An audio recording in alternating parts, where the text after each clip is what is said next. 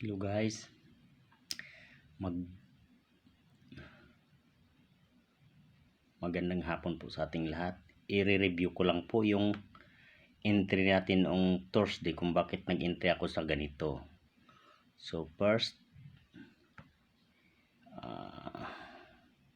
i-replay lang natin yung candle natin para makita nyo kung bakit may entry ako ng ganyan. Makikita nyo dito, ito po yung London session. So ang candle dito, nag-react ko dito sa linya nito, yung violet na nilagay ko sa baba. Umakyat po siya ng umakyat hanggang pumunta dito sa New York session. Gabi po ito dyan sa atin, alas 7 ng gabi. So nakita ko po yung candle na nag-consolidate dito. I-replay ko lang po siya para makita ninyo kung bakit po ako nag-entry dito sa lugar na ito. So replay. So palapit siya. Yes guys, nakita nyo itong candle na to, confirmation na pababa na po siya. So kung makita nyo sa London session dito, umaakyat siya. Halos kadalasan po kasi pag London session, kabaliktaran ito sa New York session. So pagising ko ng umaga dito sa amin, kasi New York session ako lagi, nakita ko yung candle na umaakyat siya dito pababa. Pagising ko, ito yung nakita ko na candle na malaki pababa. So it means na pabagsak na yung market. So inaantay ko siyang bumalik dito sa area na ito, ito banda, at mag-create ng double top. So create replay again. Okay, nakita nyo po unti-unti siyang umaangat siya. Yan po. So dito, ito yung candle na yellow, confirmation na po dito siya na talagang pababa na siya. So itong green na umangat sa taas ulit, itong candle na to na umangat sa taas, itong green candle na to, retest na lang po siya. Magre-retest na lang siya kung saan siya galing, tapos biglang babagsak lang po. So ganyan ang nangyari niyan. So create. So that wait. So diyan po ako nag-entry. So isang candle lang po, tinamaan agad yung target point natin. So nanalo po tayo ng 1.77 sa trade na ito. Isang bagsak lang po siya.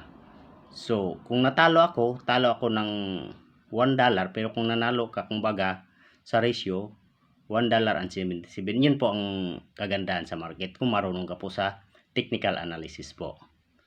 So yan lang po, 5 minutes panalo tayo agad. Na-entryhan natin na maganda. So tumama po siya diretso. So nagdire-diretso po yung market. See? Dire-diretso tumama po siya doon sa itong linya ko na to. So itong linya ko na to, ito po yung support sa 4-hour charts. Sa 4-hour charts, so tingnan nyo naman, ito yung 4-hour charts. Yan po siya. Diyan siya tumama ngayon. So magki-create po siya ng kunting pullback diyan. Kasi malakas po siya, di ba? Di ba? Bababa. So yan lang po guys, nanalo tayo diyan. So sana po naintindihan nyo. Ito po, i-replay ko lang. Itong dalawang candle, itong dilaw na dito, ito po. Ito dilaw. Tapos umangat siya. Ito yung sinasabi ko na double top. Parang letter M siya. Kumbaga galing dito, bumalik siya dito. Ganito nangyayari. Yan, galing dito, bumalik siya dito, umakyat, bumaba ulit, umakyat, yan double top. Tapos bumaba. So bago siya bumagsak, ganyan, bago siya bumagsak, yung pinaka entry point po ninyo kung kayo mag-trade, ito po yun. Dito po. itong dilaw na candle ito po yung entry point po ninyo kung iti-trade nyo siya. Kasi nag-create siya ng umangat siya. Itong puting candle na ito, itong puti, ito. Yan po, yun. Puti na yan, na-engulf po siya dito sa dilaw. So, ibig sabihin, yung dilaw na yan, dyan siya nag-engulf. So, sa akin po, talagang babagsak na yung market pag ganyan. So, entry mo dyan, hanggang dito. Itong nilagay ko na linya. So, thank you Lord. Tumama naman po siya. Nag-hit tayo ng profit dyan. Okay, yan lang po. Salamat po.